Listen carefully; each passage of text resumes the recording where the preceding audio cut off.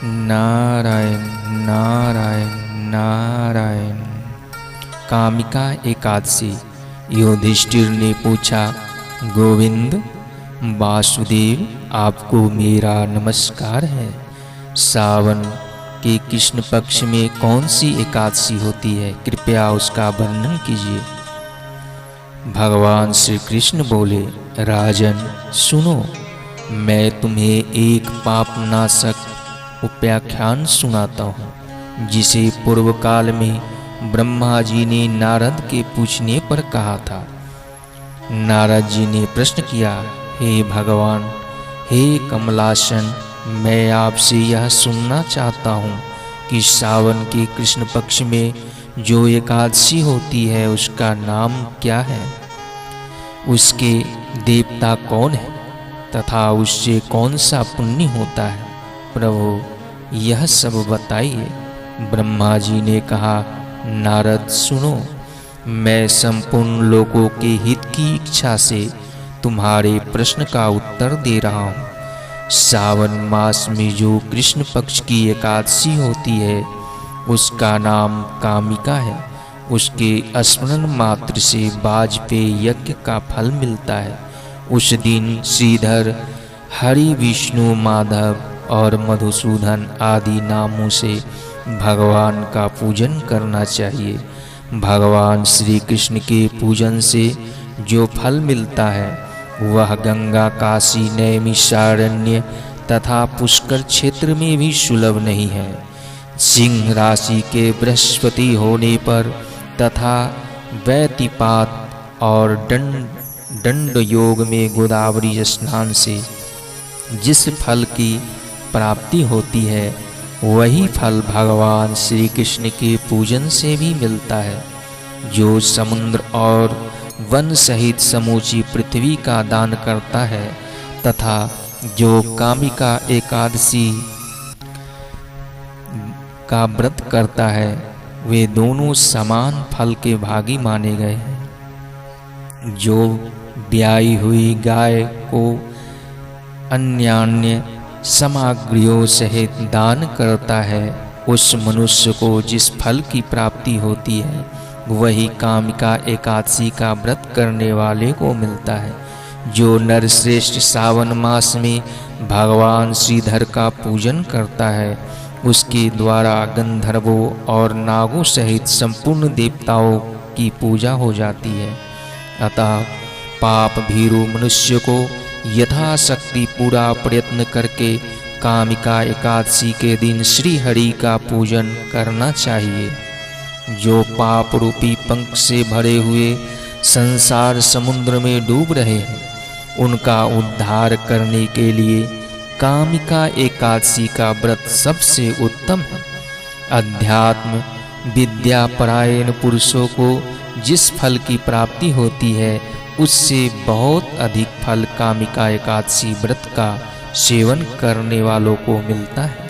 कामिका एकादशी का व्रत करने वाला मनुष्य रात्रि में जागरण करके न तो कभी भयंकर यमदूत का दर्शन करता है और न कभी दुर्गति में ही पड़ता है। लाल मणि, मोती, वैदूर्य और मूंगे आदि से पूजित होकर भी भगवान विष्णु वैसे संतुष्ट नहीं होते जैसे तुलसी दल से पूजित होने पर होते हैं। जिसने तुलसी की मंजरियों से श्री केशव का पूजन कर लिया है उसके जन्म भर का पाप निश्चय ही नष्ट हो जाता है। या दृष्टा निक्लाद संध समनी सपृष्टा बपुष्वपावनी रोगा नाम भी वंदिता निरशनी सिक्तांत कत्रासनी प्रत्यासति विधायनी भगवतं कृष्णस्य समरोपितः नन्यस्ता नन्यसतः तच चरणे विमुक्ति फलदा तस्यै तुलस्यै नमः। जो दर्शन करने पर सारे पाप समुदाय का नाश कर देती है स्पर्श करने पर शरीर को पवित्र बनाती है,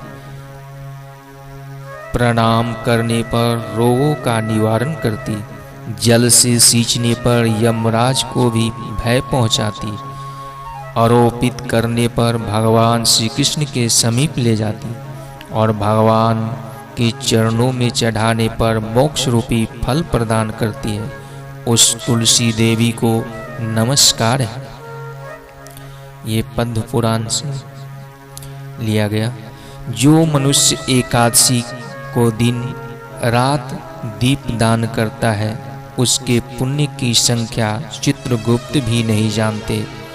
एकादशी के दिन भगवान श्री कृष्ण के सन्मुख जिसका दीपक जलता है, उसके पितर स्वर्गलोक में स्थिर होकर अमृत पान से तृप्त होते हैं। घी या तिल के तेल से भगवान के सामने दीपक जलाकर मनुष्य देह त्याग के पश्चात करोड़ों दीपकों से पूजित हो स्वर्गलोक में जाता है। भगवान श्री कृष्ण कहते हैं, युधिष्ठिर, यह तुम्हारे सामने मैंने कामिका एकादशी की महिमा का वर्णन किया है। कामिका सब पातकों को हरने वाली है, अतः मानवों को इसको व्रत अवश्य करना चाहिए। यह स्वर्गलोक तथा महान पुण्य फल प्रदान करने वाली है। जो मनुष्य श्रद्धा के साथ इसका महात्म्य श्रवण करता है, वह सब पापों से मुक्त हो श्री विष्णु लोक में जाता है।